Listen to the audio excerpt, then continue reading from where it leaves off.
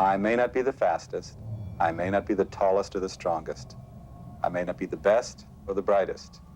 But one thing I can do better than anyone else, that is to be me, which is a poem that you wrote.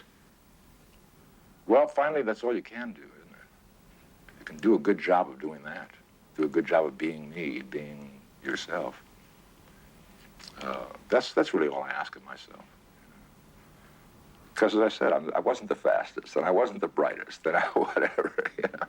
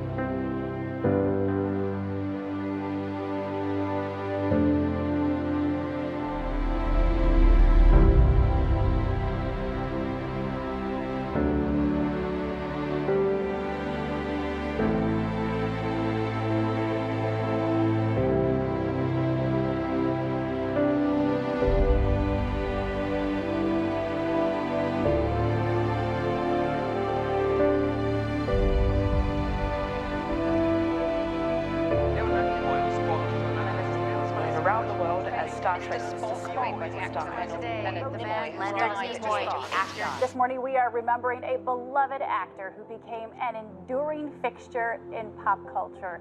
Leonard Nimoy. Leonard Nimoy. Leonard Nimoy. Leonard Nimoy. Leonard Nimoy. Leonard Nimoy. Leonard Nimoy. Leonard Nimoy has died at the age of 83. When word came out today that actor Leonard Nimoy had died, the president said, "I love Spock."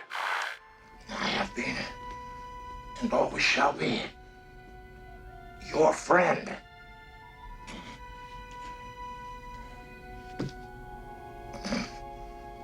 Live long and prosper.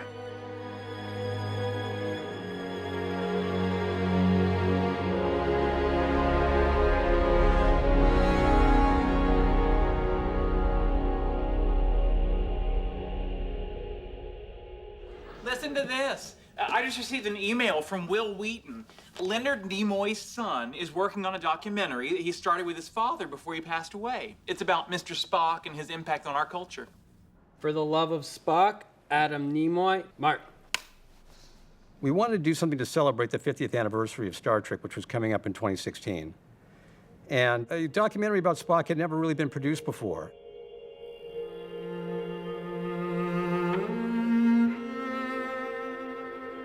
I thought it was an interesting idea to create a film just focused on Spock, who he is, how he came about, and why he has continued to resonate for 50 years. All is as a part of the celebration of the anniversary of the original series. And the minute I suggested this to Dad, he was in.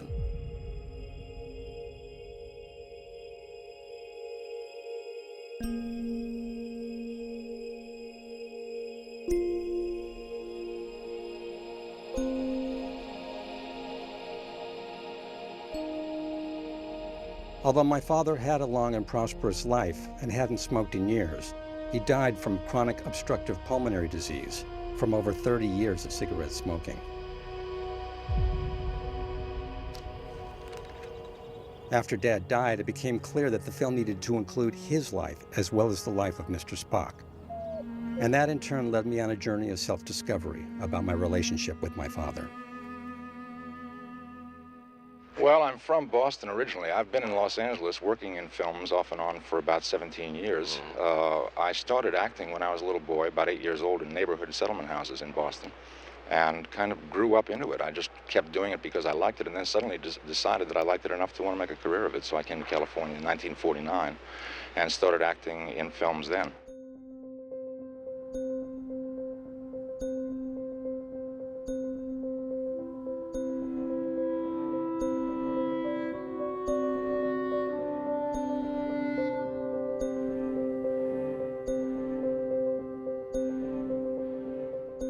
Now, my parents were extremely diligent, responsible, practical people. I grew up during the Depression.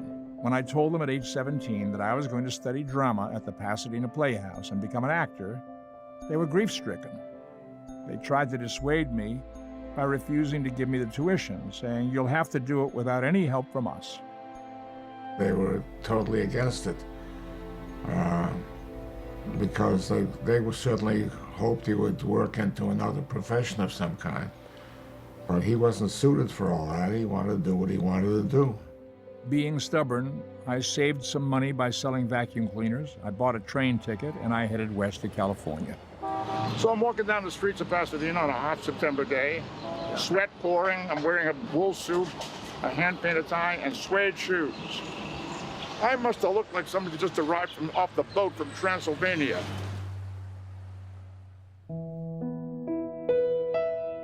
My mom was an aspiring actress, and she met my dad backstage at a theater in Hollywood. But she gave all that up to become a housewife. My sister was born in '55. My dad was in the service then. Then my parents came back to Los Angeles, and I was born in '56. My mother told me that when my sister Julie and I were young, my father was very involved in helping her take care of us. Now when memory falls in place, it makes me feel alright. Back and forth we're all in this race to find out what it's like. In time I'll be just fine.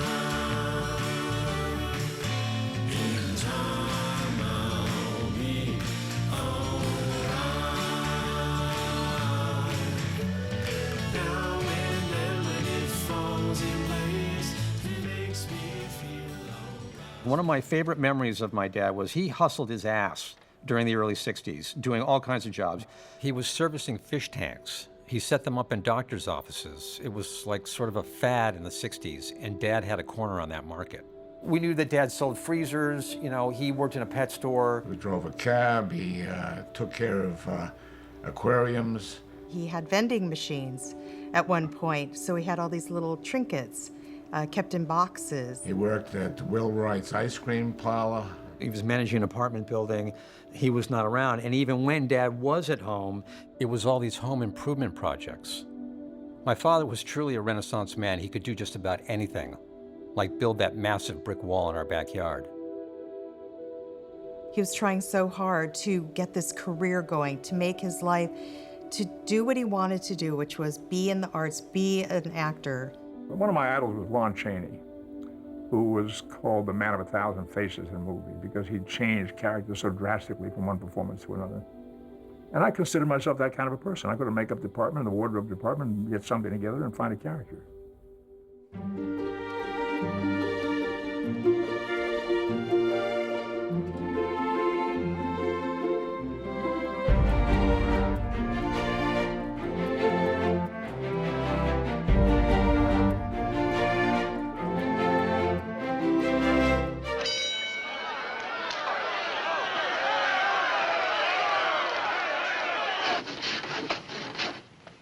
What you looking at? Nothing. What's that for? For nothing. Next time you want to look at me, line forms to the right. 2 bits admission. If they see water in the desert where there is no water, it's their eyes that lie, not my mouth.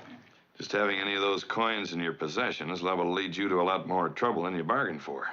Have no fear for me, Marshal. No man kills the bee. He only wants to follow him to the honey. Here's a fine man. Hasn't had a decent break in 20 years. Now he's been built up a little bit. He's got a little dignity, a little stature. You're not going to deny he was a good Marine and a good officer. No, he was both. And why crucify him? You don't get it, do you, Sanders? I don't have any choice. Yellow. I'm not going to let you do it. It's for you, Lieutenant. I did this job in an episode of the Lieutenant series. A few weeks after I finished the job, my agent called me and said, Gene Roddenberry saw the footage, was interested in you, liked what you did, and said that he has in mind for you a role in a pilot that he's developing for a science fiction series, period. I really didn't give it a lot of thought. You hear that kind of thing, and you're a long way from getting a job. What about some of the characters on the show? Did you create them with certain actors in mind? Leonard Nimoy was the one actor I definitely had in mind, and I thought to myself, if I ever do this science fiction that I want to do. He'd make a great alien, and with those cheekbones, some sort of a pointed ear might go well. Guy simply made one phone call to Leonard. He came in, and that was it. So I went to this meeting expecting to be auditioned or to read for him or whatever. He was very congenial and said, let's take a walk. And he walked me over to the scenic design department. He showed me the plans of the sets that were being built, introduced me to the scenic design, walked me over to the prop department, showed me some of the props that were being made. Wardrobe department, same thing. Here's some sketches of the clothes. This is interesting. It's like he's selling me on doing this job. That if I keep my mouth shut, I might have a job here. You know? Prior to Star Trek, I never had a job that lasted longer than 2 weeks in any television show or movie. Never. 2 weeks. Mr. Spock here. We're intercepting. I didn't have a cool look in mind at first. I had this jagged haircut and bushy eyebrows, and we went through a struggle with the ears. The studio had contracted with a company to do special effects for the show, not film special effects, but items like suits for creatures, creature outfits, and that kind of thing. And included in the contract was the ears. They were supposed to do the ears. Now, they were very good at creating creatures, and we used them throughout the series, this particular company. But they were not really specialists in the very fine, delicate kind of appliance work that's necessary to add something to a person's features and make it really look like it's part of that person. We came right down within about 3 or 4 days of shooting the series.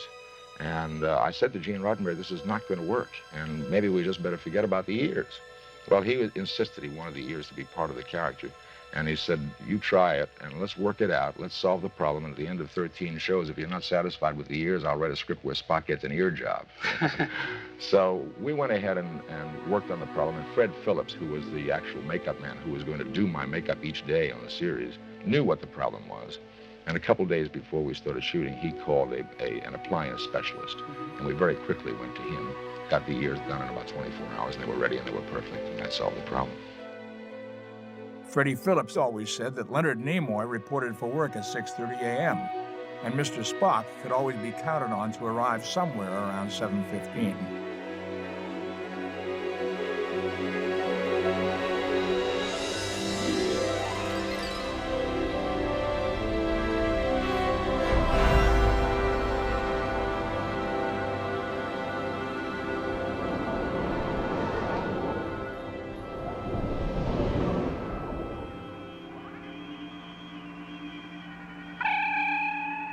Definitely something out there, Captain, headed this way.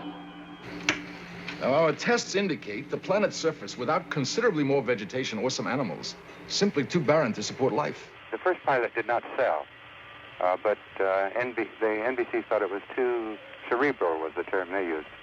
The network found the first pilot too cerebral, they said.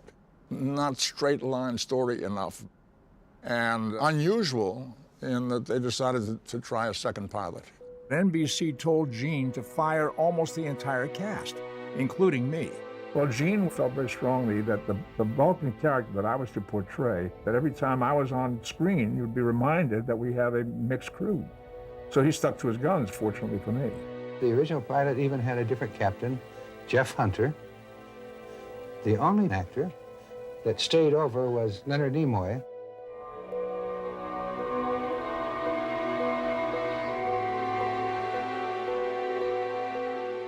And then I had a shock. I opened up my mail, and here was a pamphlet from the NBC Sales and Promotion Department. And it was a pamphlet about Star Trek, this new series that's going to be on the air coming in the fall. I saw this photograph of myself as Spock, and it didn't look right. Something struck me as strange. And the closer I looked, the more I realized that they had straightened out my eyebrows, made them look normal, and they had taken off the tips off the ears. The network said, we are very dependent on the numbers in the Bible Belt, and they will not accept in their homes a character who looks devilish with these pointed ears. Are you casting me in the role of Satan? Not at all, Captain. Is there anyone on this ship who even remotely looks like Satan? I am not aware of anyone who fits that description, Captain. No, Mr. Spock. I didn't think you would.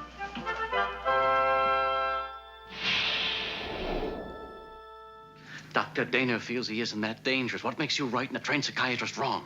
Because she feels. I don't. All I know is logic. In my opinion, we'll be lucky if we can repair this ship and get away in time. One of the reasons for the shift in the Spock character when you came on board was because when I was working with Jeffrey Hunter was a very internalized actor, very fine actor. This was his style of work. There's an old joke about two actors preparing to play a scene, and one says to the other, what are you going to play in this scene? And the fellow says, I'm playing nothing. The other one says, no, you can't play nothing, I'm playing nothing.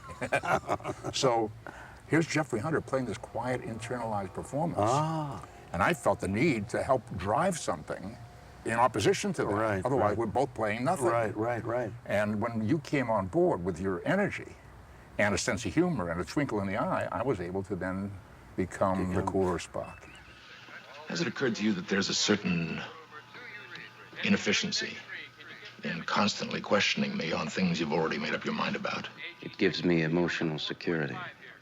Leonard bouncing off of me could now dramatically be internal, allowing me to be external, and the two forces made an interesting combination. I prefer the concrete, the graspable, the provable. You'd make a splendid computer, Mr. Spock.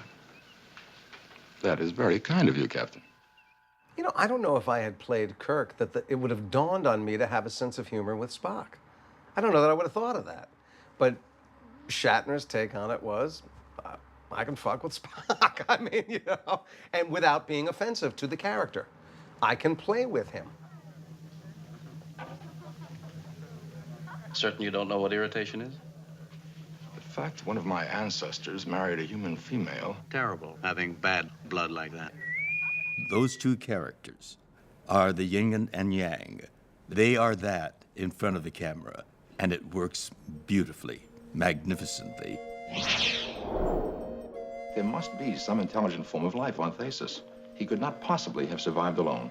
The ship's food concentrates would have been exhausted in a year or so. By which time he would have been eating fruits, vegetables, Probes and of Thasus indicate very little And edible probes plant have life. been known to be wrong, Doctor, Mr. are you speaking scientifically or emotionally? I thought the character of McCoy, played by D. Kelly, made that, as the fans call it, the triumvirate, because he was the common man, certainly a brilliant doctor, but he had all of the irritations, frustrations, the reactions that most people would have.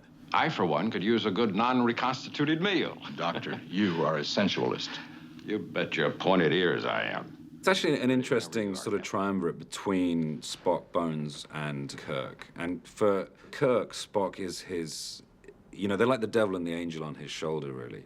Spock is his intelligence and his logic and his sense, and, you know, McCoy is more his sort of slightly more emotional, slightly more, you know, knee-jerk kind of side. The banter between McCoy and Spock was, you know, often some of the, you know, most fun elements in the show and indeed in the movies. What's the matter, Spock? There's something disquieting about these creatures. I don't know too much about these little tribbles yet, but there is one thing that I have discovered. What is that, Doctor? I like them better than I like you. Doctor, Yeah. they do indeed have one redeeming characteristic. What's that? They do not talk too much.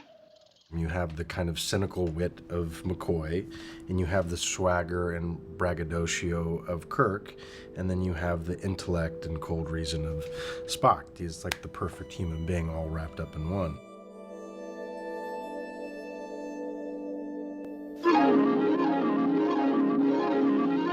The following program is brought to you in living color on NBC.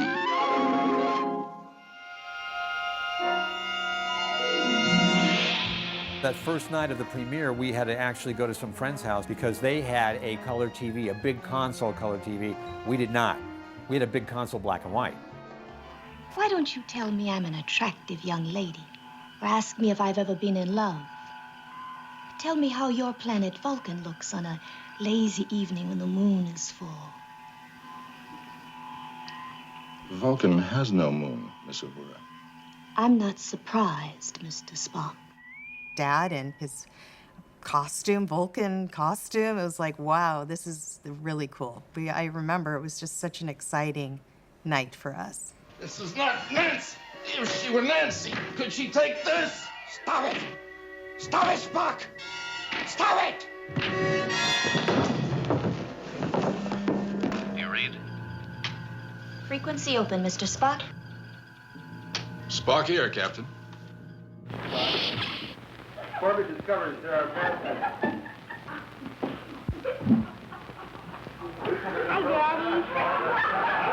When I came to visit the set, they started shooting that first season at the end of May and early June in 1966. I was 9, almost 10 years old, and I was off for summer vacation. And this is why Dad would take me to work with him. I would get up early in the morning and we would drive to Desilu right next to the Paramount lot. And I'd be there all day. So I went out to California, and of course Leonard took care. I stayed up there at Leonard's home, and he said, "Guess what? I've got this new show. This is 1960." I said, "What is it?" He said, "It's called Star Trek." He said, "You've got to come on the set." I said, "Of course." You know, I'm in the theater, and this is my first time in Hollywood. I'm out there, and I walk on the set, and I see Leonard. He comes out. He came out from the dressing room, and I see his hair. I see these eyebrows up to here, and I see these ears on him. And I said, "Jeez, what is this?" You know. And he did a scene, and he was terrific in the scene. But I said, I got him to the side. I couldn't believe it. I said, Leonard, I've got to talk to you. I said, no matter what you do, you've got to get out of this as soon as you possibly can. This is a treadmill to oblivion. The review that Variety gave us when we first went on the air in September of 1966. And I thought you'd enjoy hearing what our show business Bible said about us the first week we went on the air. This is dated September, it appeared on September 14th, 1966, just a little over 25 years ago. It said, Star Trek with William Shatner, Leonard Nimoy. Star Trek won't work. That's the opening line.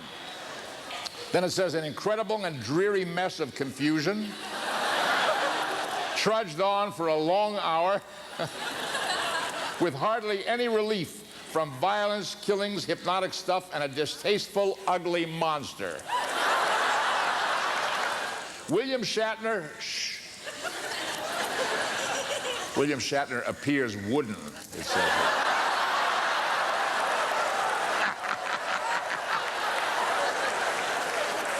I didn't say it. It says it here, right? I've never heard him accused of being wooden before. You know? Spock!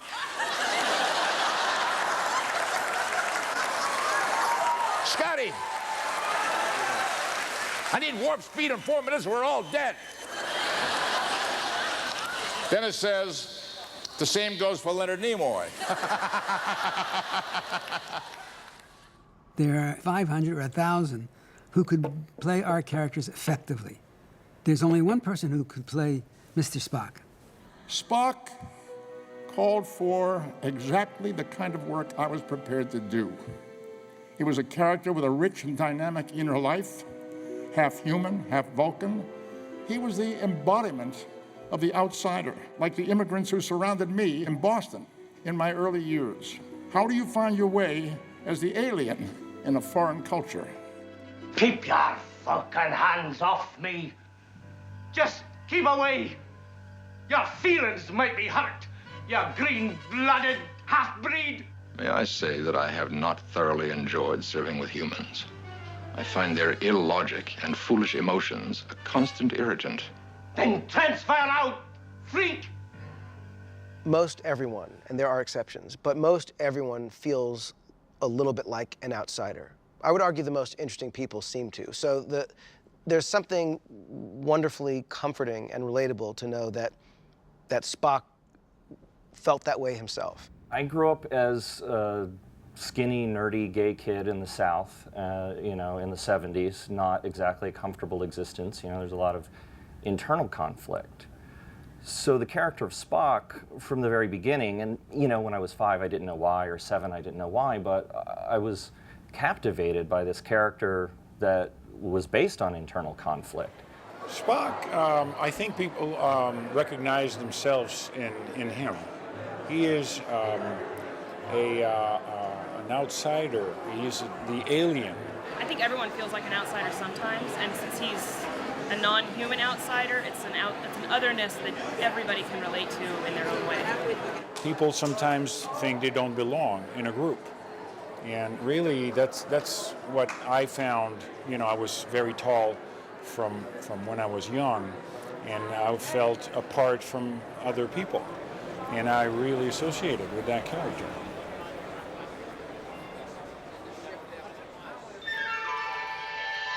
I think it was the very first episode we were filming after the pilot, when we started into production, that there was a scene in which the ship was being threatened by some outside problems, an outside dangerous force. And there was a lot of activity on the ship. The captain was saying, do such and such, press this button, do this, warp 3, get us out of here, and so forth. Overloading, sir.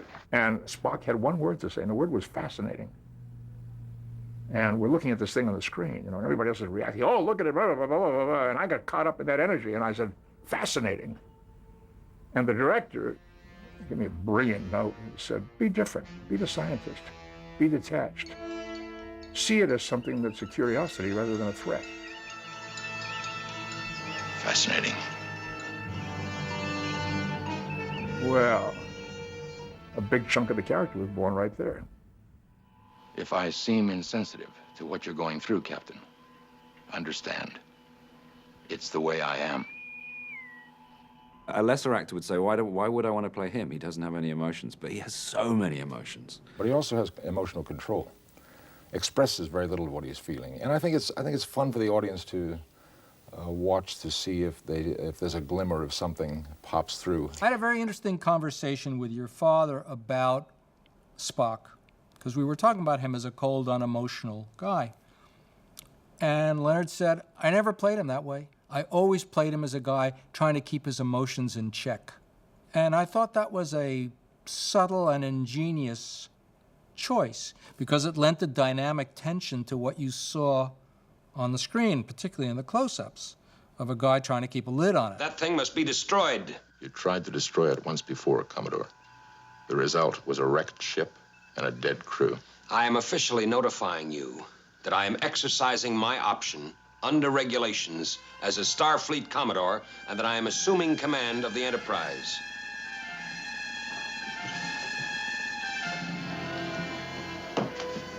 You can't let him do this, Spock. Doctor, you are out of line. So are you. Sir. Well, Spock? Unfortunately, Starfleet Order 104, Section B leaves me no alternative. Mr. Spock, I order you to assume command on my personal authority as captain of the Enterprise. Commodore Decker, you are relieved of command.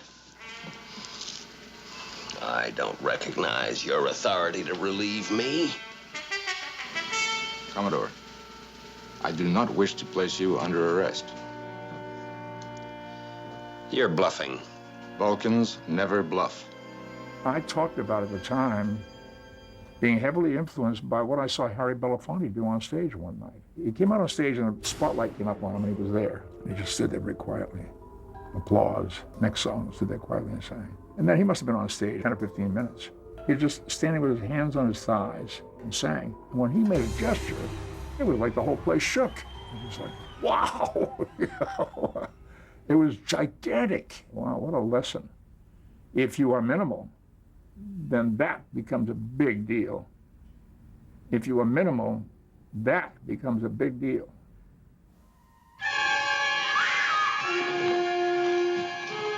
He's gone. You make a comment with an eyebrow that's just as powerful as throwing punches.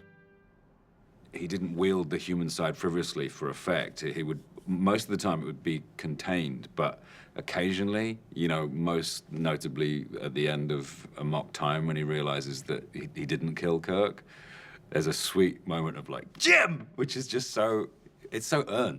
There can be no excuse for the crime of which I'm guilty. I intend to offer no defense.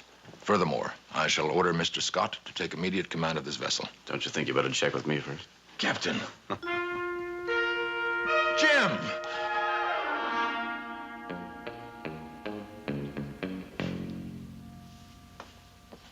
I'm pleased to see you, Captain. You seem uninjured. What is the purpose of a toy? To be played with. Therefore, to not play with it would be... illogical. Oh, damn it, Spock, you're right. You can look at a lot of progenitor characters for Sheldon, but absolutely one of them is Spock. Yeah. Absolutely. And in fact, in the episode in which Sheldon is interviewed for this very documentary that I am currently speaking to you in, one of the things Sheldon talks about is his desire to be Spock, and that's not a new invention. That's something that has existed for that character from the very beginning. When I was 8 years old, Billy Sparks cornered me in the playground. I asked myself, what would Spock do? Then I grabbed Billy on his shoulder and performed my first Vulcan nerve pinch. Did it work? No, he broke my collarbone. So the script was written that Spock comes up behind, sneaks up behind the mean Kirk and hits him on the head with the butt of a gun. That's what was written in the script. So I said to the director, I think we should do something different than that. He said, what do you mean? What do you have in mind? And I said, well, Spock is a graduate of the Vulcan Institute of Technology, where he took a number of courses in human anatomy. And Vulcans have a kind of energy that comes off their fingertips, which, if properly applied to the appropriate pressure points on the human anatomy, will render a human unconscious. The guy didn't know what I was talking about. But I told him, and he knew exactly what I was talking about. And when I came up behind him and I put my hand on his neck, he's the one that sold it. He went like that and dropped like a rock. There's a multi-legged creature crawling on your shoulder.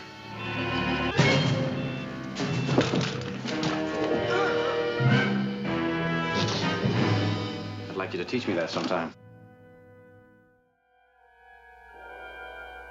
Our minds are merging, Doctor. Our minds are one. I feel what you feel. I know what you know. I like the fact that Spock could communicate with other species through thoughts rather than through words. Brilliant. What in the name of... The man talked to a rock, for goodness sake, in the Hornet. Oh, she's pregnant. It's a rock. Okay, that was good, because the rock is not going to speak English to you. Think of how many science fiction stories in that decade and the decades preceding where you'd meet aliens and the aliens spoke English. We didn't think that that would not happen. You got to crawl before you walk, I get that.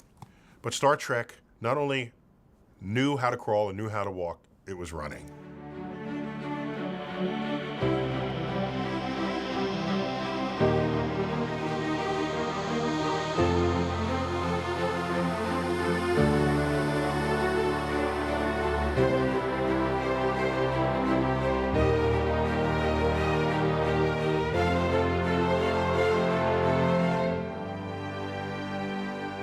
The Vulcan greeting is a wonderful sentiment. Live long and prosper. And this, too, was something that was contributed by your father on the set. We had a wonderful script by Theodore Sturgeon called Amoktan. We arrive on the planet, and a procession comes out from the city to greet us. I said to the director, I think we should have some kind of a special greeting. Asian people bow to each other. Military people salute each other. I think Vulcans should have some kind of a greeting. And he said, what would you like to do? And I said, how about this? Where it came from was from my childhood, going to synagogue on the high holidays with my family. There's a moment where a group of men get up before the congregation, cover their heads with their prayer shawls, chant a prayer. My father said, don't look. I'm about 8 or 9 years old, so I stuck a peek. And what I saw was these gentlemen out there who were doing the shouting had their hands out towards the congregation like that, both hands. I found out later this is the shape of the letter Shin in the Hebrew alphabet. The letter Shin is the first letter in the word Shaddai, the name of God. Well, I survived. I peeked and I survived. But I was so intrigued with that gesture, and I suggested that we do that as Vulcans. Within days after that episode was on the air, I started getting that gesture back on the streets.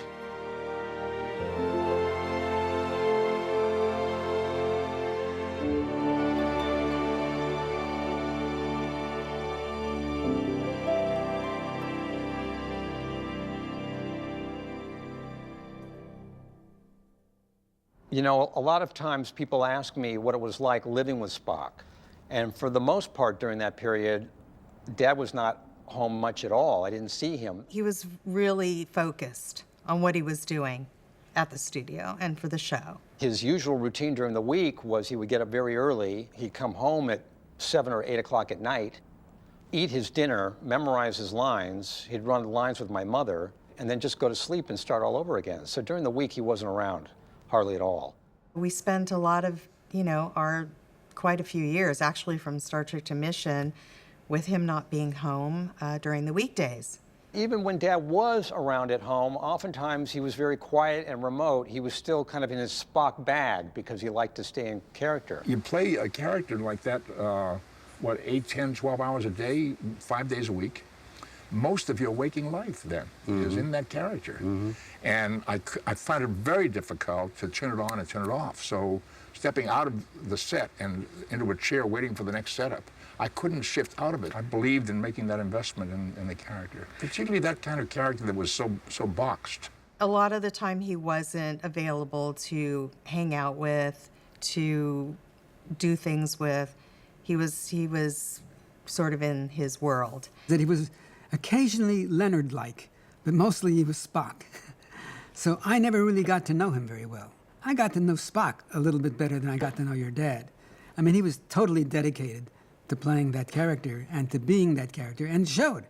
If I stay in character or kind of don't joke around, it's more a function of me. It's a slightly closer to being a panicked grip than it is being an artist, I'm afraid. It's just I don't want to lose it. You kind of have to get into the character's head, and if you come out of it and then they go, roll camera, if you're off by that much, you could either underplay a moment or overplay a moment.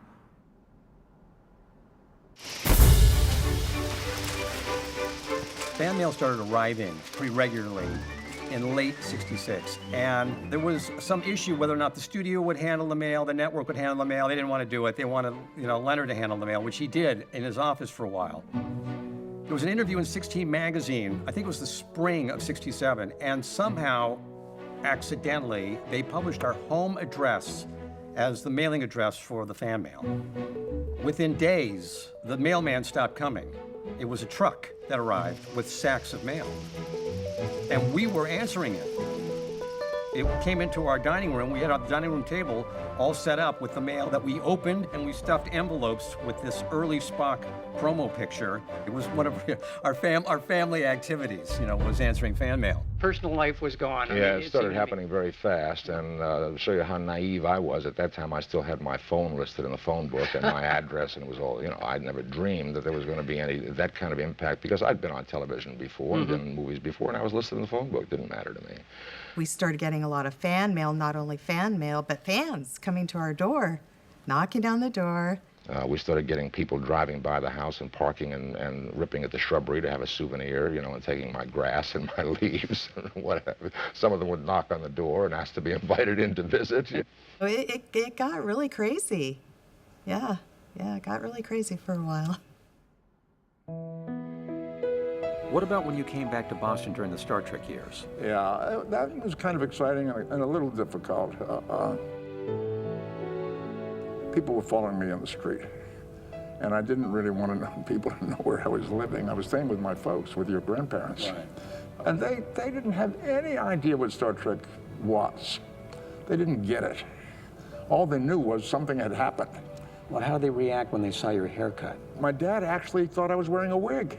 He had a picture of me as Spock up on the wall in the barber shop, and kids would come in and say, I want a Spock haircut. Once word filtered through to network executives about Spock's popularity, they said to Roddenberry, say, why aren't you doing more with that Martian on the show? there's that element of competition, particularly the first season, because the titular star was Bill Shatner. Leonard was the secondary character. But when the show went on the air, people were absolutely magnetically attracted to Spock. So I'm asked to be the captain, and then you captain show, and that's great. Quite frequently, another character rises to the top as well. I go to Roddenberry, who then says very wisely, if Spock is popular, then Kirk is popular, and the show is popular, and that's what we all want. And I thought, you know, he's right. And from that moment on, I encompassed the popularity of Spock and was okay with it and enjoyed it. Jim, when I feel friendship for you, I'm ashamed. You've got to hear me. Kirk is the physical embodiment of the show, and Spock is the spiritual embodiment of the show. And I think it's how these two guys carved out their specific spaces in this little universe.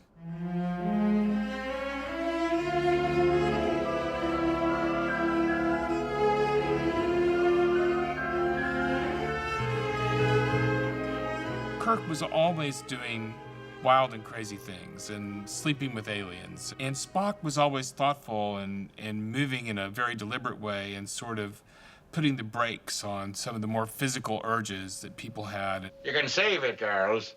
This type can turn himself off from any emotion. I think that his Vulcan side prevents him from allowing the testosterone in his human side to get the best of him. And that is very appealing for women, at least for women like me. I don't, motorcycles and car boils and it's not my thing. I like more of an intellectual, humble soul that kind of blows your mind in just a conversation. And I feel like Spock is like that. So I wouldn't be surprised why women found him really appealing. Bridge to Captain Kirk. Kirk here. I had no idea. What? He's so much more handsome in person. Those eyes. Kirk had quite the reputation as a ladies' man. Not him. Spock. There was just something about him that women found attractive. He himself was kind of flirty, and women kind of flirted with him. You only take a mate once every 7 years. The 7-year cycle is biologically inherent in all Vulcans. At that time, the mating drive outweighs all other motivations.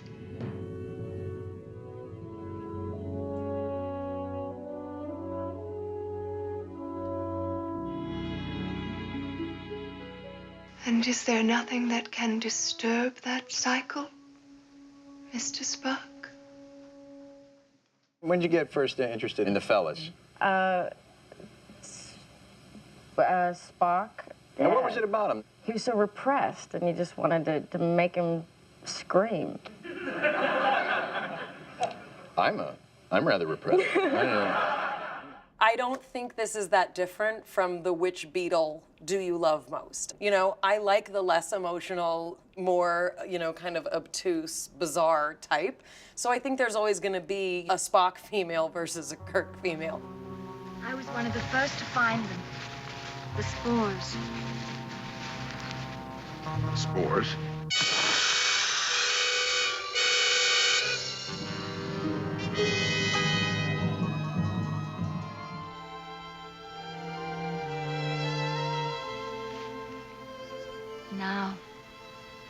Now you belong to all of us. And we to you. There's no need to hide your inner face any longer. We understand.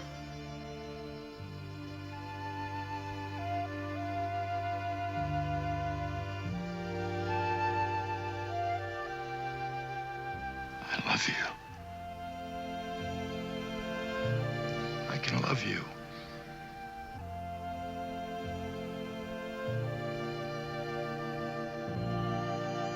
This is the perfect opportunity for a love story for Spock, because the spores release all those things that hold in his emotions, his logic, and will allow him to feel like a real person. And this is unusual for him. It's unknown for him. But we're happy here. I can't lose you now, Mr. Spock. I can't. I have a responsibility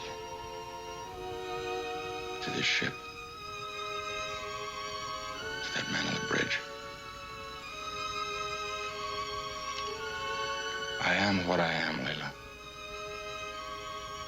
And if there are self-made purgatories, then we all have to live in them. Mine can be no worse than someone else's.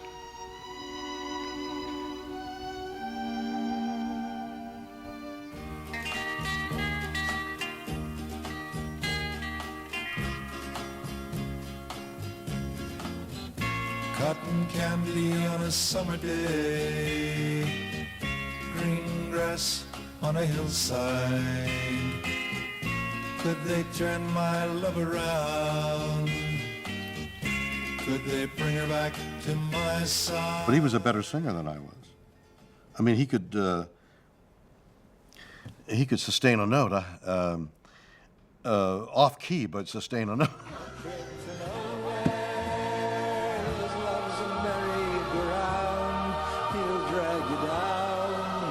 Trip to nowhere, a world without love.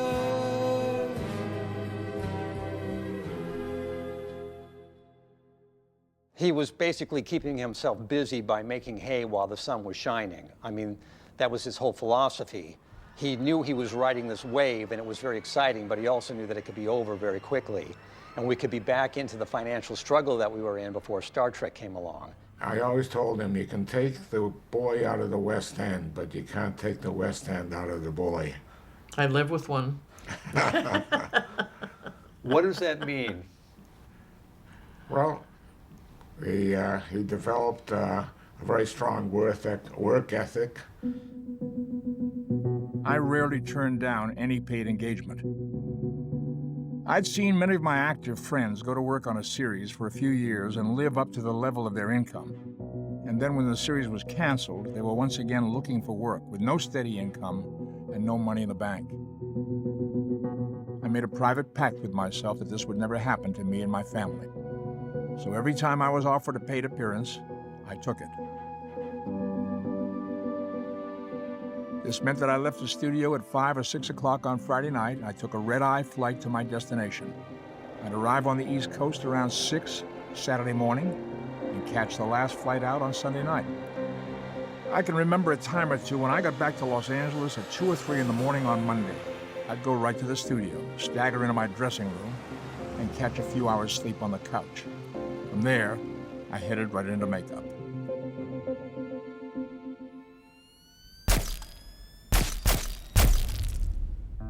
There were a number of photographers who showed up to take our picture in those early days, 66, 67, and into 68. And we were happy to do it. It was fun, I got to admit. It was like a circus. It was a joyride, and it was really a good time.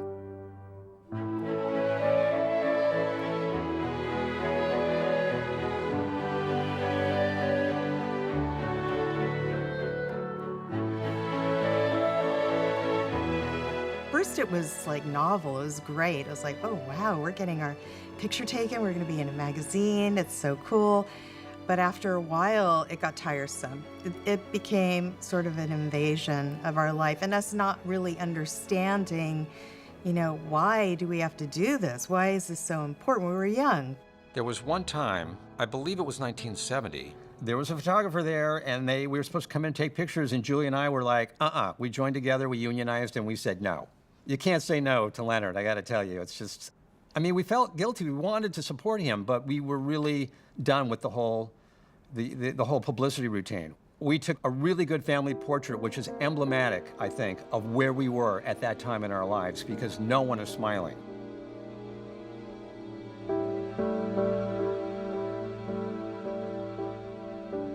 in Star Trek in the mid-60s, creating this character who would soon become a pop culture icon. My dad was never really that in touch with what was going on in popular culture. It's so interesting that when he was at home during leisure time, he was listening to records of guys like Yves Montand and Lou Rawls and Charles Aznavour. Our mom was ahead of her time. At first, when you look back at pictures of her, she was dressed very 50s housewife, but still had style.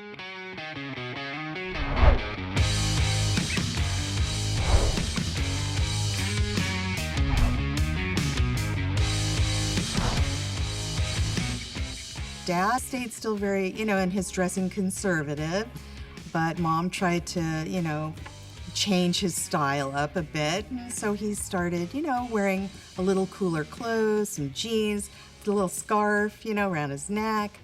And his hair was done a little cooler. Even though he had the Spock haircut, somehow we could brush it off to the side a little bit, and he looked a little hipper. Yeah.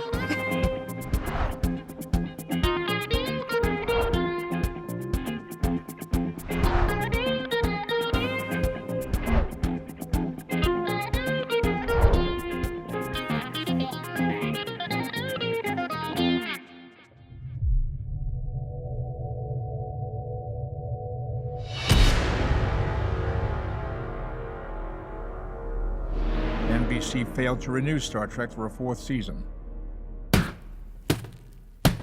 A short time after we finished shooting Star Trek, I signed on with Mission Impossible.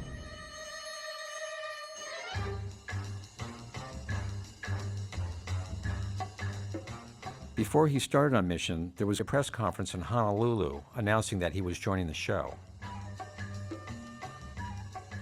It was a very exciting experience for me to be there spending time with Dad, although by then sharing him with the fans had become a part of my life. My character, Paris the Great, was a master of disguise. Therefore, I got to play a multitude of characters. Old men, Asians, South American dictators, blind men, Europeans. But then, before I knew it, I was playing the South American dictator again, and the Asian, and the old man, and the blind guy. It got boring. A short while later, I left the show. After Mission Impossible, I played Tevye in Fiddler on the Roof. It was only the first experience in my extremely enjoyable theatrical career. In Fiddler on the Roof, he was magnificent. He was very precise. He avoided every cliche. And as he grew into the role, he was extravagant. His portrayal of Tevye in Fiddler on the Roof was utterly fantastic. Probably the best of any I've seen. Because he was an actor. Like a real actor. I think he realized that what would make that work in a non-Broadway setting was it was about him and his wife and his kids. And it was beautifully sculptured. I went on to appear as Fagin in Oliver, Arthur in Camelot, and a one-man play about Vincent van Gogh. In the early 70s, Dad was in a play called Man in the Glass Booth, and it was a terrific play. He really owned up to that role. That as I watched him night after night, he was completely unrecognizable to me as my own father. He had to play a wealthy, braggadocio, vain, egocentric New York Jew. Not a Jewish man, but a Jew. And as the play develops, when the Jew gets arrested as being a concentration camp commandant, he then has to play the meanest, most committed, most devoted Nazi officer you can imagine. And he stands up in the booth, not supposed to do that in an Israeli court. He stands up and he's in his regalia, he's in his uniform, but he doesn't have his hat on. And when he put that hat on, he changed. You didn't want to go anywhere near him. Very quietly, and this was him. He starts moving like this. and he marches to the last bit of dialogue. And it gets louder and louder and louder. If a director could come up with that, he should get an award. The actor came up with it, and he should get an award. It was chilling. The times when your dad was performing in New York, and then we would see each other very often, and that's when they started to go closer. And then we became his groupies. When he performed any place east of the Mississippi, we would fly out to be there.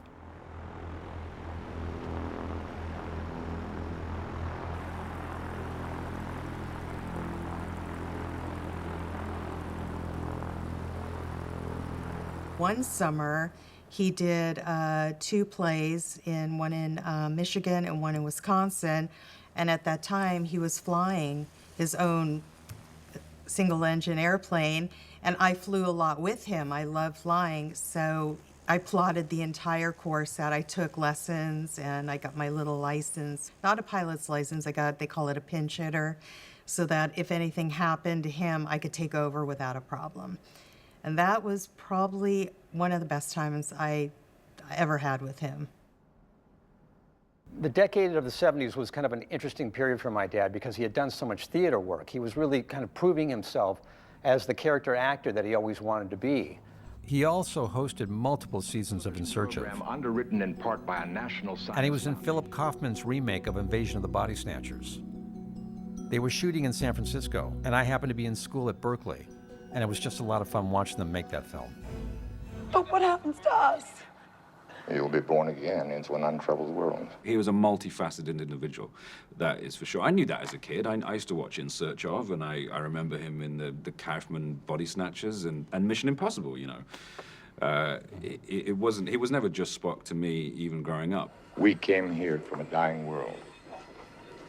We drift through the universe from planet to planet, pushed on by the solar winds. We adapt, and we survive.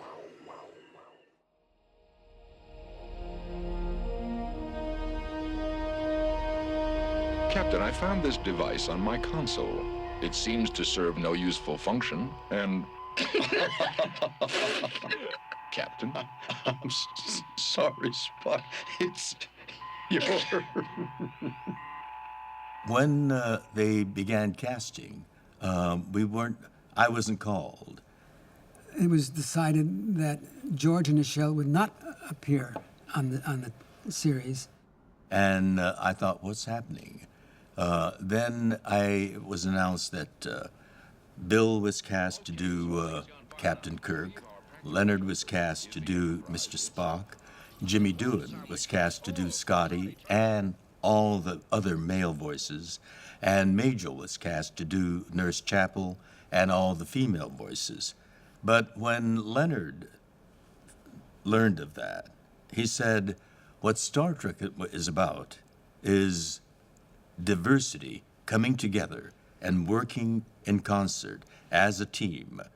And he said the 2 people that most personify that diversity in our cast are Nichelle Nichols and George Takei. And if they're not going to be a part of this, then I'm not interested. How many times does that happen in this business, you know? It says a lot about Leonard.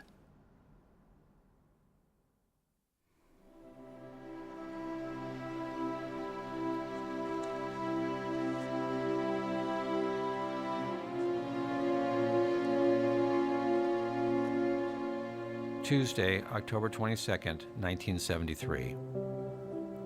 Dear Adam, this may turn out to be a long letter. I'm very glad I could see you and Julie on Sunday. It was good to be with you. But I think it might have been especially useful in putting our relationship, you and me, in a new perspective. This came out of our argument. I discovered you and I were having a terrible battle on a verbal battleground. I felt very sad about it, and all I could say was, I'm sorry. It suddenly occurred to me that it might be useful if I tell you some things about my relationship with my father.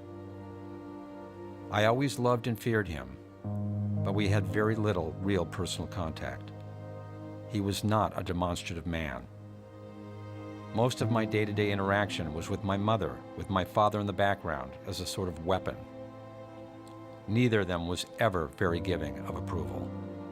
You guys were at odds a lot about some of the company you were keeping and some of the things you were doing. In the early 70s, there was a slight lull in Dad's work career, and he was at home for the first time, hanging out, and not really quite knowing what to do with himself. And it was also during this time when he was taking a close look at me and my life. What he saw was to him not that pretty. Even though I was doing very well in school, I was a senior in high school, and by this time I was like a full-fledged deadhead.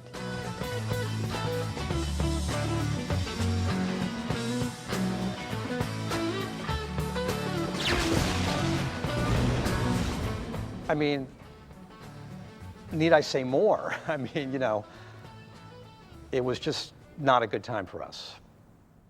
In the middle of the earth, in the land of Shire, lives a brave little hobbit whom we all admire. With his long wooden pipe, fuzzy woolly toes, he lives in a hobbit hole and everybody knows him. Bilbo, Bilbo Baggins, he's only 3 feet tall. Bilbo, Bilbo Baggins, the bravest little hobbit of them all. Captain? But one day Bilbo was asked to go What on in a the big name of- adventure to the caves below to help some dwarves get Am I back their gold that was stolen seeing by a things? dragon. Not unless I am too.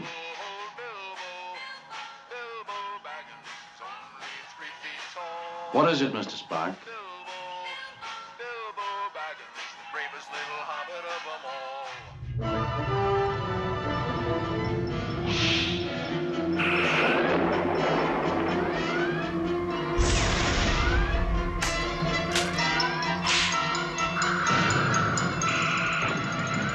Having had only marginal success on NBC for 3 years, the show took on new life in syndication.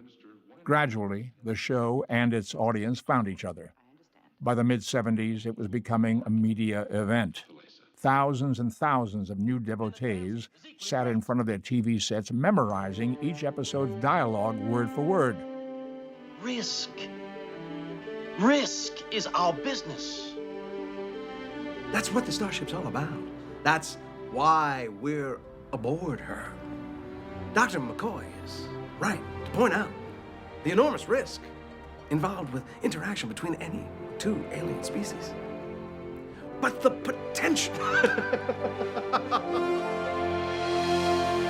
There's something that I became aware of in doing my research very recently called the slash fantasy, the Kirk Spock slash fantasy.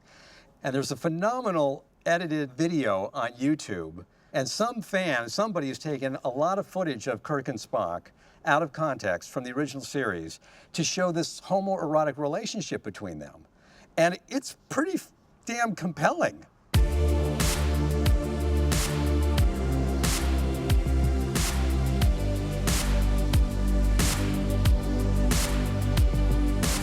At conventions, I saw slash zines with illustrations done by very good artists, and they were much, much more explicit between Kirk and Spock.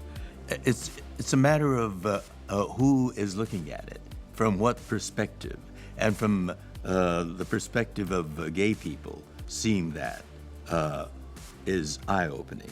They see the gay passion, the gay attraction, and the gay anguish depicted in those scenes.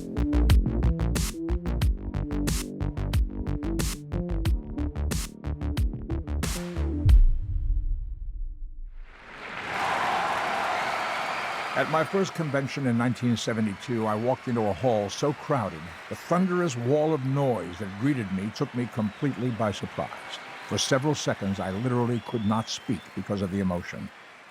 One of the things that I really respect about your dad was, I guess, his love and affection for the fans, and how he always had time and energy. That going to conventions and meeting people, and I'm blown away by how much love there is for your father.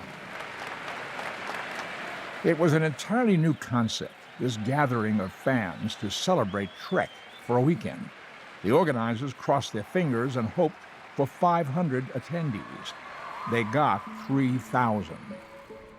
We went to one Star Trek convention, I think it was in L.A., but I'm not sure. I think you're right. Yeah, it was a wild place. I remember them having to get us out the back door. Right.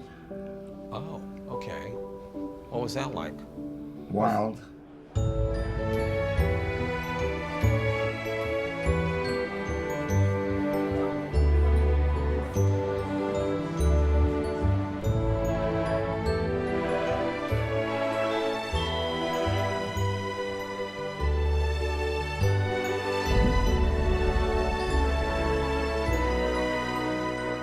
I think Star Trek fans have sort of pioneered the whole cosplay culture which now exists, where, you know, you go to any convention and people are dressed up as a multitude of things, from the most obscure to the most popular. I've been blown away going to now these conventions for a number of years, seeing what people are able and willing and, you know, what they commit to dress up as and do, and it's unbelievable. You thought they were crazy.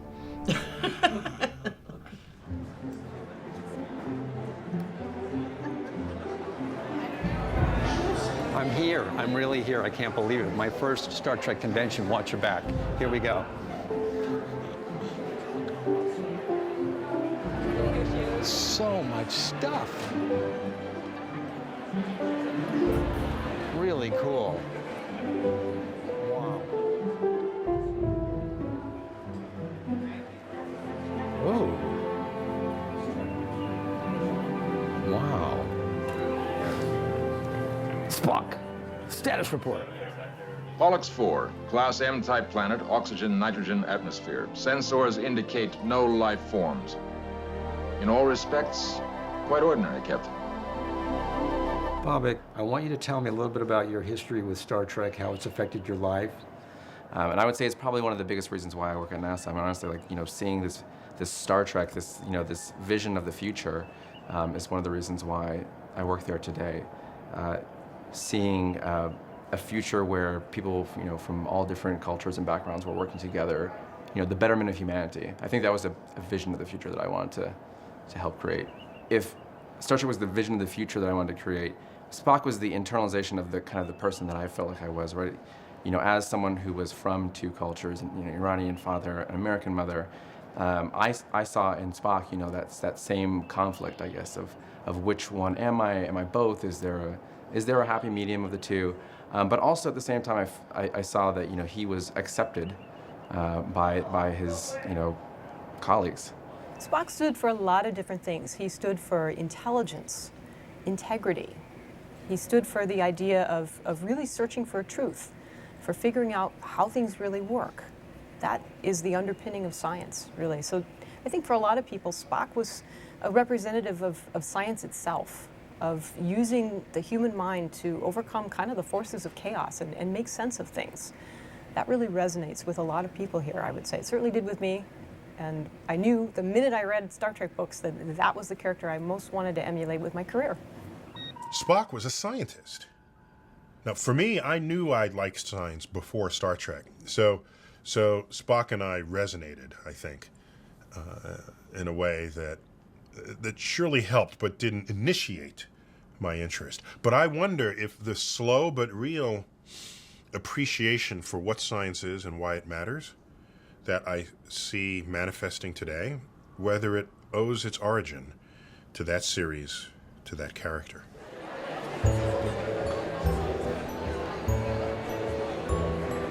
And you're a Star Trek fan? How long have you been a fan? 100 years. 100 years Star Trek fan, okay. You've had your own connection to Star Trek. You've directed Star Trek episodes. But before that, you were an entertainment attorney. What was that all about? What got you into that in the first place? You know, it's very difficult when you are the son of a celebrity and somebody who becomes a pop culture icon to try to create your own identity, to find out who you are, in essence. And so this was my way of really creating my own path. He was very proud of the fact that I went to law school and I started practicing law.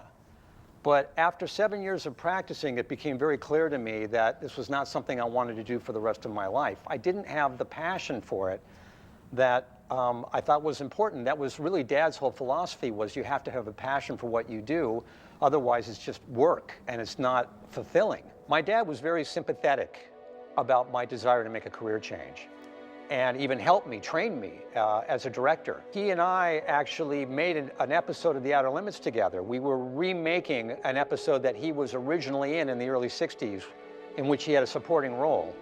Your design and your construction are nothing short of genius, but even you must understand that you're basically a takeoff on the thoughts and feelings that Dr. Link programmed into you. A man suffers, a man bleeds, a man has a soul. I could snap your neck as if it were toothpick. In that sense, you're right. I'm not like most men. But like most men, I choose not to. Let me go.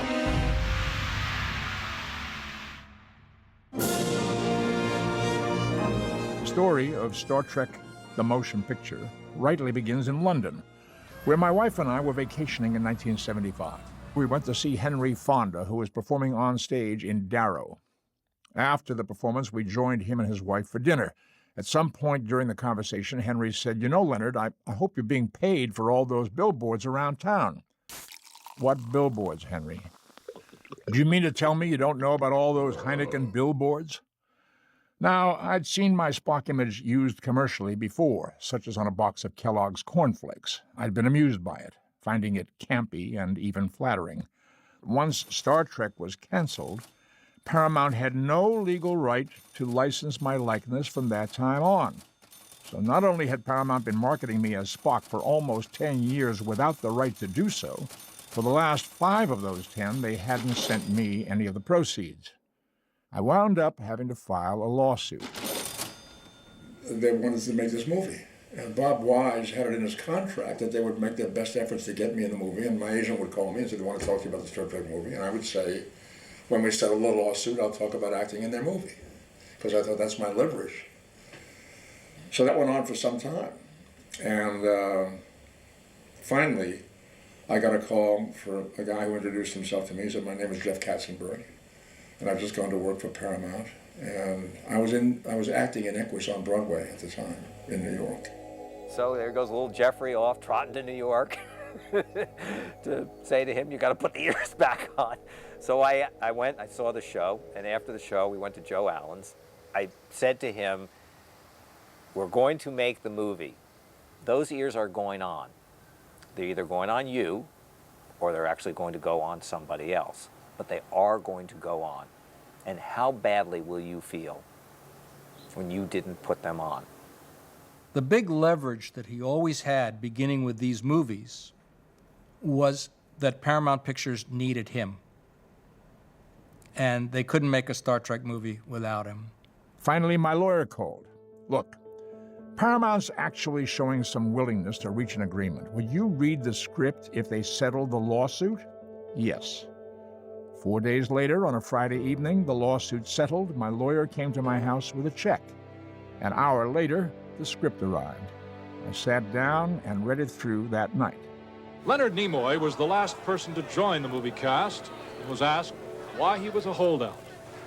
I know there was a question of holdout. We've had a long and complicated relationship, Paramount and myself, for the last couple of years. And probably the thing that took the most time is the fact that the mail service between here and Vulcan is still pretty slow.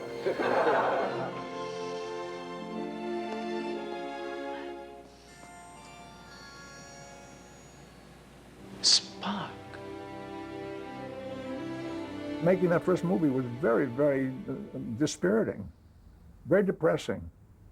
We had a bad script that just never worked. It was always a struggle to try to figure out how to bring some life to this project.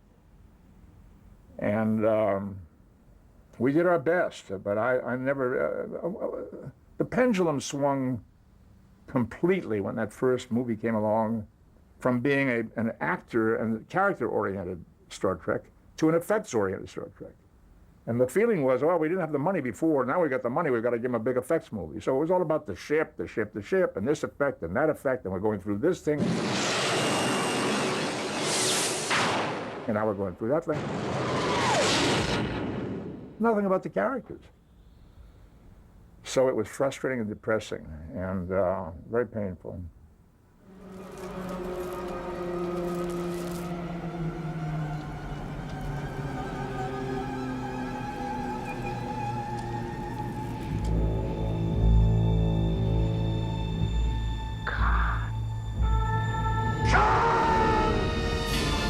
In Star Trek II, the lure that Harve Bennett gave him was, you're going to have the greatest death scene of all time.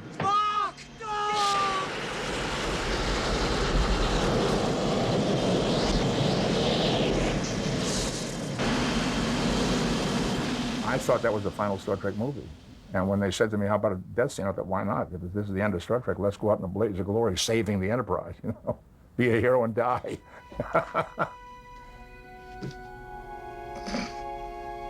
Live long and prosper.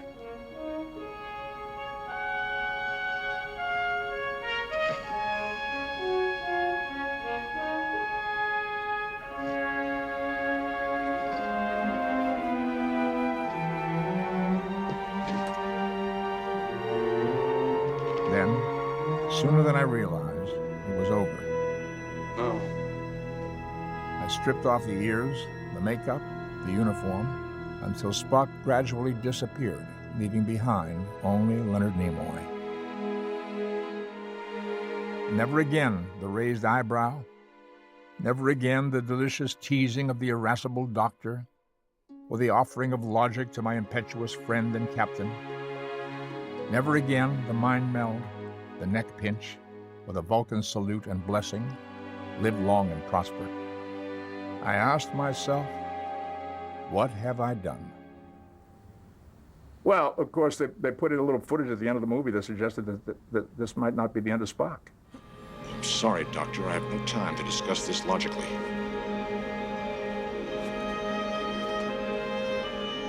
Remember. And they came to me, sure enough, after the picture opened and did business, and they called me in for a meeting. They said, we'd like to know if you'd like to be involved in another Star Trek movie. And I said, yes, I'd like to direct it. I remember distinctly one night, I got a phone call from him, and he said he'd been on the phone with Michael Eisner, and that Michael Eisner was trying to talk him out of directing, making his directing debut, directing himself in a feature film and so forth. And he said, was asking me, he was soliciting my advice. I said, well, it's really very simple. Are you prepared to let this ship sail without you? And he said, oh, absolutely. I said, then sit tight, you're going to direct the movie. My lord, the ship appears to be deserted. How can that be? They're hiding. Yes, sir. But the bridge seems to be run by computer. It is the only thing speaking. Speaking? Let me hear. 9, 8, 7, 6, 5. Get out! 3. Get out of there! I got a call before the movie opened from Jeff Katzenberg, who was head of production at Paramount at the time. And he said, we want you to make another one. And I said, you know, this one that I just finished, Star Trek 3, I said, you had a pretty tight choke chain on me, controlling what I was doing and making me answer for everything and explain everything I was doing and justify everything. And he said, I'll never forget, he was wonderful. He said, the training wheels are off. We want you to make your Star Trek movie. Well, if it isn't Robin Hood and Friar Tuck. Where you fellas heading? Back to San Francisco. Came all the way down here just to jump in and swim with the kiddies, huh? Very little point in my trying to explain. Well, yeah, I'll buy that. What about him? Him? He's harmless. Back in the 60s, he was part of the free speech movement at Berkeley. I think he did a little too much LDS. LDS? Come on, why don't you let me give you a lift? We had our first read-through at your house on Kashmir, and he had the Whales song playing for us, and I knew then how much this project meant to him on a personal level. He was trying to get us to get it, which to me transcends doing another Star Trek film, although in fact it actually is what Star Trek has always been about, which is meaningful issues about how to live. Just where is our future? The things we can't accept. Let's just push the Excuse me. Excuse me. Would you mind stopping that noise? The sins of all our fathers picked up on us the sons. The only choice we're given is how many megatons. Excuse me. Would you mind stopping that damn noise? Say screw you, and I hope you're blue too. We're all bloody worthless. Star Trek IV was one of the highlights of Dad's career, really part of the pinnacle of his career, because immediately after that came 3 Men and a Baby. The making of 3 Men and a Baby was a magical time where everything came together beautifully. I felt enormously fortunate to be involved with the project. Nice job, Pete. You know, the LA Times came out with an article when that movie came out and it was a hit, the winter season, the holiday season of '87. LA Times talked about the fact that the hit from the previous holiday season was a feature film entitled Star Trek IV, The Voyage Home, and that both of those films happened to be directed by the same guy. Then came The Good Mother, and my relationship with my father hit an all-time low. And you've left her alone with him. Well, of course I have. She likes him. They have fun together, Brian. Well, ask him about the fun, Anna. Well, what are you suggesting, Brian, that he did something wrong with Molly? He did, Anna. Well, he didn't. She told me. She's told the shrink. He did it, No, Anna. Brian, You he ask didn't him. do it. And you let him. By the time filming of The Good Mother wrapped, I felt the same way I had at the end of shooting 3 Men and a Baby. I thought, boy, this could be even more of a rocket ride than 3 Men. And it was a rocket ride, all right. Straight down. Box office was disappointing, and the film soon disappeared from the theaters. I started drinking regularly, ritually, during probably the second year or third year of our series. The ritual became so ingrained and so important to me because I looked forward to that release at the end of the pressure of the day with the dialogue and the pace and get the 15 pages or 12 pages done today and all of that sort of thing. And the minute we finished the last shot, I would have a drink. And then it became a series of drinks, and little by little, before I knew it, I was drinking more and more because my addictive personality was taking over. It was the martinis, you know, getting a drink when you come home, having a couple drinks.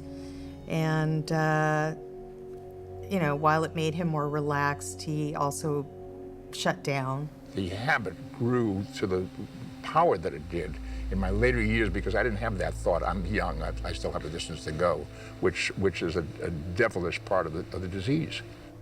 The 1980s were a very difficult time for my dad. His parents had recently died, my grandparents, within 6 months of each other. My dad was going through a very complicated and difficult divorce from my mother. They had been married for 32 years. It was also about this time that there was a lot of headbanging between the two of us. There were a lot of old issues that were coming up, and there were a number of fights between us. He was also drinking. A lot of this was fueled by alcohol. And quite frankly, I was still getting high at the time, and that was certainly not helping matters between us.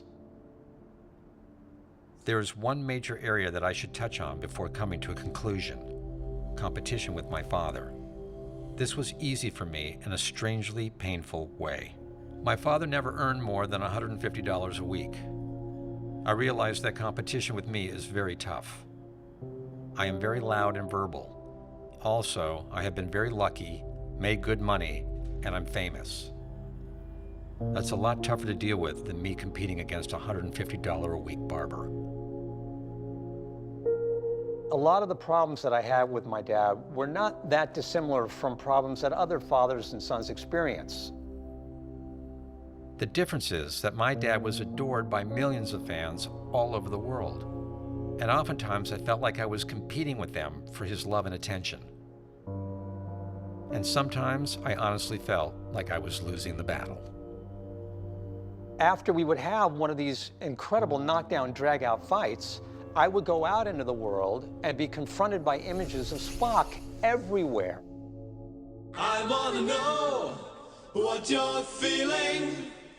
Tell me what's on your mind.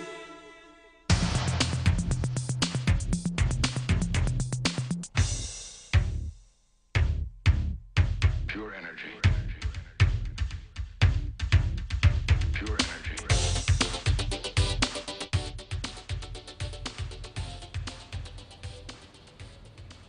In 1989, Dad and Susan got married, and his domestic life started to get much better. She was a real stabilizing force for him, and he was very happy with her, and they were very devoted to each other. It was at this period of time, he told me later on, that he was really happy with his life, and yet didn't really understand why he was still drinking. And it was at that point that he started to really seriously look at what was happening with his life, and he made his decision to go into his own recovery.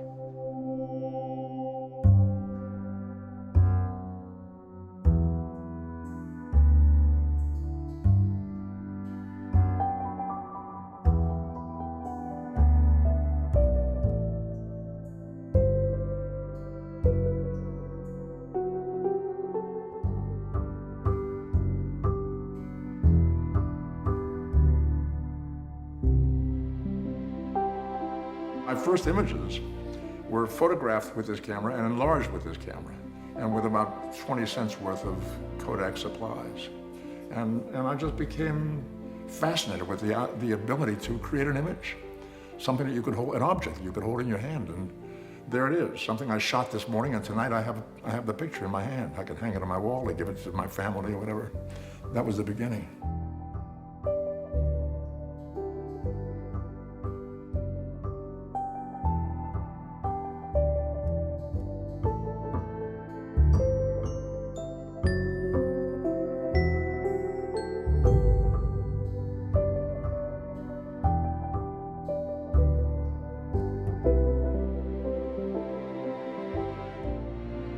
Although Dad started taking pictures at an early age, he continued this hobby throughout his life.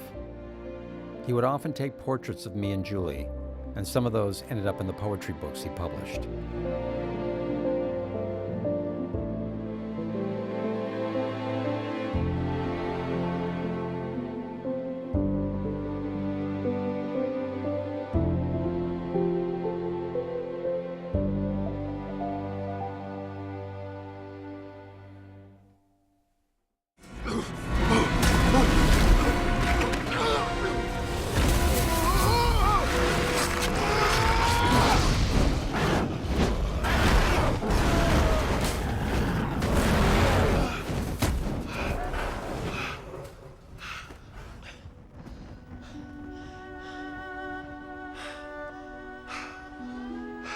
James T. Kirk.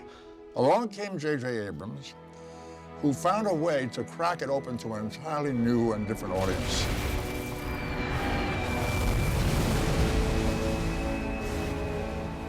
Who the hell am I to tell Leonard Nimoy what Spock should do? But it's my job, so I'm doing the best I can. But I was amazed at how open he was. Leonard was okay with the idea of this new incarnation of Star Trek. It set a tone on the set even beyond the days that Leonard was working.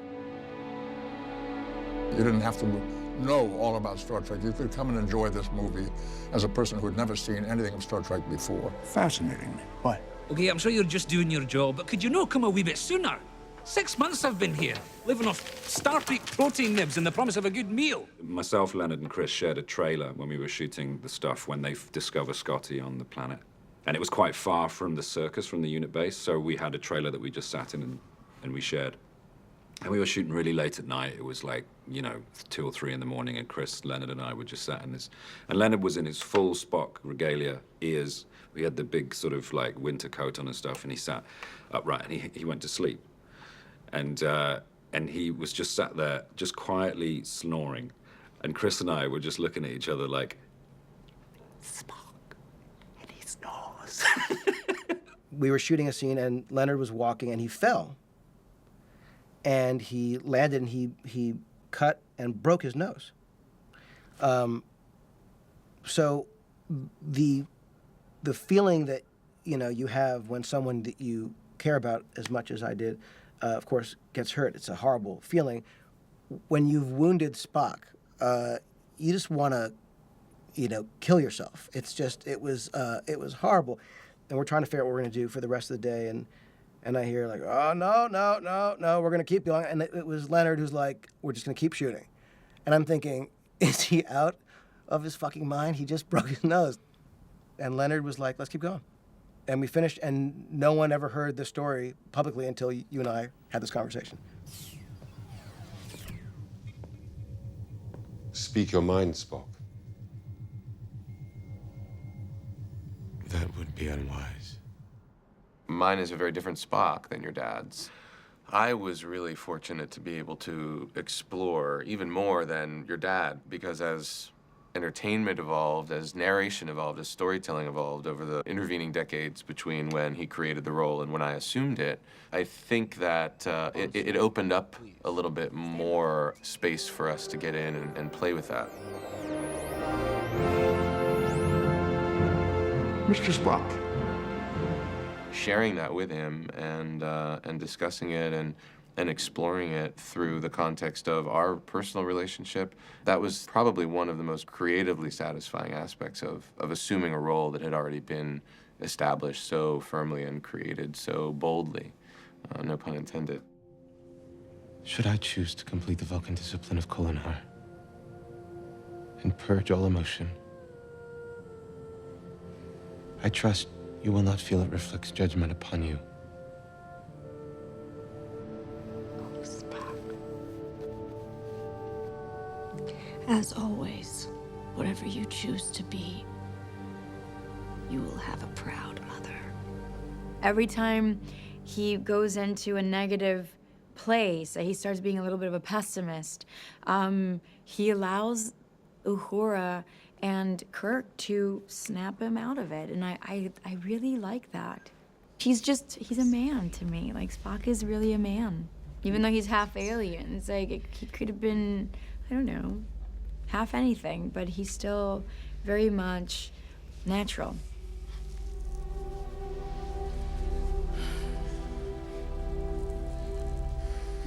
What do you need? Tell me.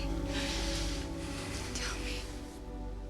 I thought that was a perfect example of the evolution of the character, of painting him in a different light and seeing that there is this capacity for feeling, for emotion, for intimacy, for connection. It's still regulated.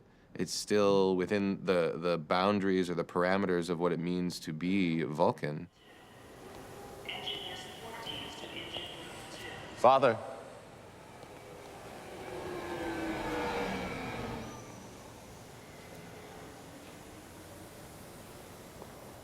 I am not our father.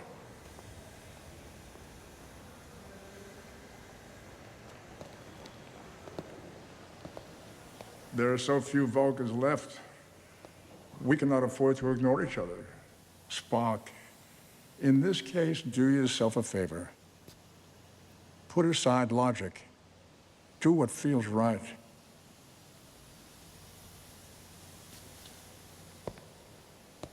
Since my customary farewell would appear oddly self-serving, I shall simply say, good luck. Dad was really happy to be in the new incarnation of Star Trek. It was a high point for him. But much like Spock's problems with his father, my relationship with my father was still very troubled. My first officer, Commander Spock. Vulcan honors us with your presence. We come to serve. Your service honors us, Captain. Thank you. Around 2006, we were just about completely estranged from one another. Old issues were flaring up, and I was at a low point in my life. I had just ended an 18-year marriage, and I had decided to go into my own 12-step recovery. And it was a real difficult time for the two of us, and basically for 3 or 4 years, we had very, very little communication. By around 2008, we started to talk again and reconnect again and really came back together in our relationship with each other. I had met Martha in a doctor's office, and she was my age, and she was very sweet, fun, attractive woman. And I started dating her regularly, and I mean, I was so much happier having Martha that I married her. 4.5 months after we were married, Martha was diagnosed with terminal cancer.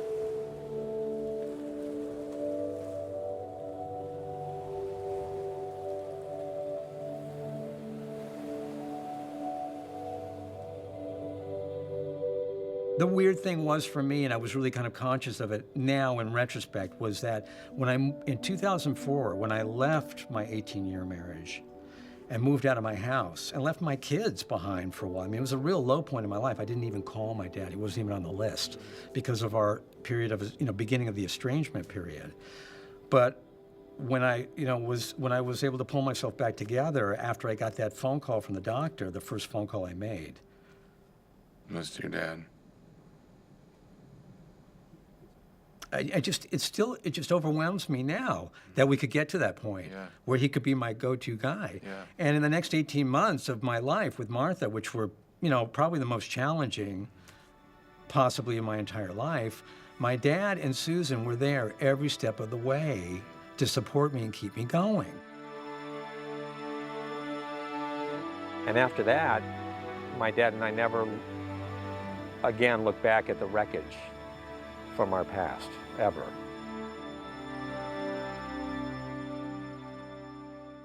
So here we are. You are a man, an individual, very bright, talented, goal-oriented, sensitive, and a lot of other good things.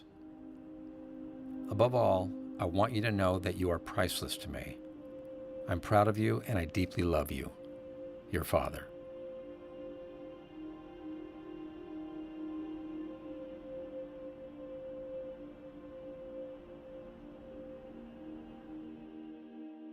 My life has become much, much more about family. The way I describe it now was I used to major in career and minor in family. And now I've turned it around. I'm much more majoring in family and minoring in career. I do an occasional pop-up thing here and there for friends, but mostly I'm dealing with my family. With Dad marrying our stepmom, Susan, she and Aaron became a part of our family. She was great in the fact that she showed Dad that being with your children and your grandchildren it's very important. You need to be a part of their life. And let's bring everybody together. Let's have a big family unit. And we have a big family. In the last years of his life were the times that the family got together at the house for any variety of occasions, from birthdays to holidays. Leonard was a very even-keeled guy. He didn't always show a lot of emotion. But I'd say those times at which he would toast the family at those gatherings were the times I maybe saw him express the most emotion. He was so grateful to have everybody there. He was grateful to feel the love from everybody that was there, and he was grateful to be able to love the family the way that he did and provide for the family the way that he could.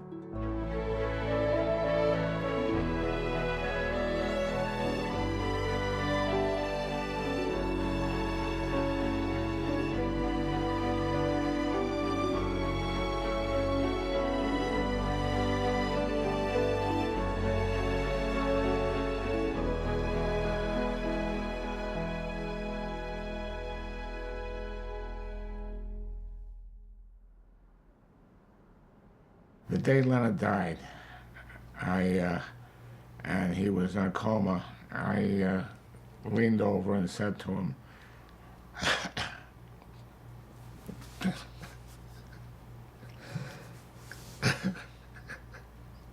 "You made the world stand up and listen." And I'd swear he nodded his head.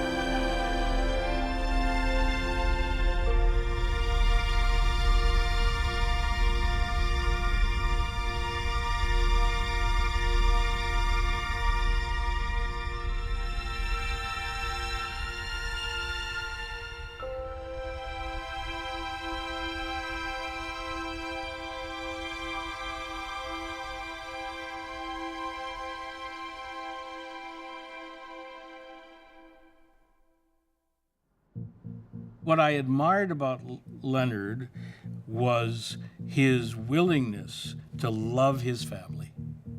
And because I was on the periphery of it, I got that love. It made him a wonderful actor in the work we did, and I think it made him a mensch, probably a word you're going to hear a lot. Mensch. A mensch is someone who's responsible and disciplined, and you can count on. He was just this stable force in my life, and I knew I could always count on him. He was the mensch of mensches. He was loved and adored by, I think, everybody on the set. To create a character who leaves a mark on the society that strikes a chord that resonates. Leonard Nimoy did that. If there was a word you would use to sum up or describe either my dad as an individual or Spock, the character, what would that be for you? The first word that springs to mind for both of them, actually, I would say, is noble. There was something about, there's definitely something about Spock which is very noble. You know, he's obviously a man of massive integrity and conviction. If I had to pick one word, it would be dignity. Artist. Integrity. Human. He was a self-made Renaissance man, but he had a ubiquitous curiosity about everything going on in the world, whether it was art, photography, politics. Logical. Humble. Hope. Cool. Spock was cool.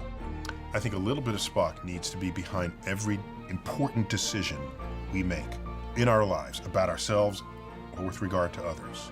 The first word that does come to mind is loving. Love. If it's free association, then it's definitely just love. What's yours?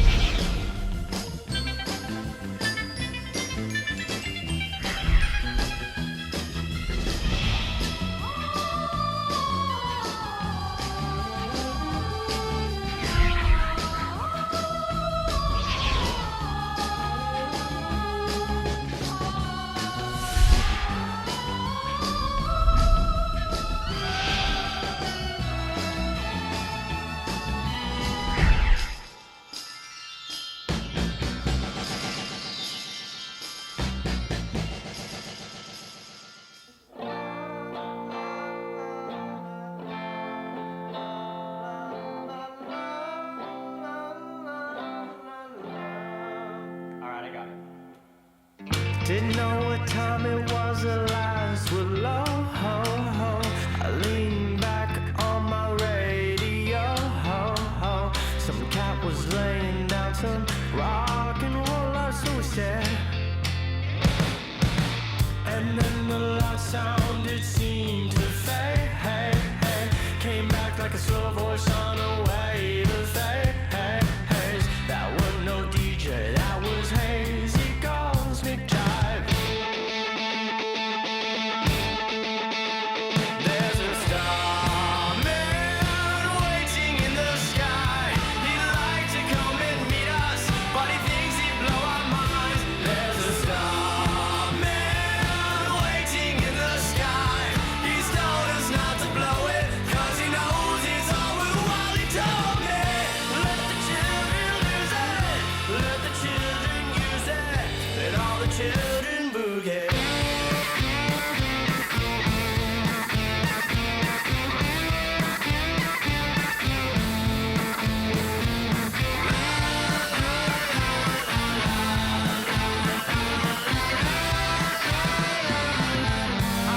To phone someone, so I picked on you.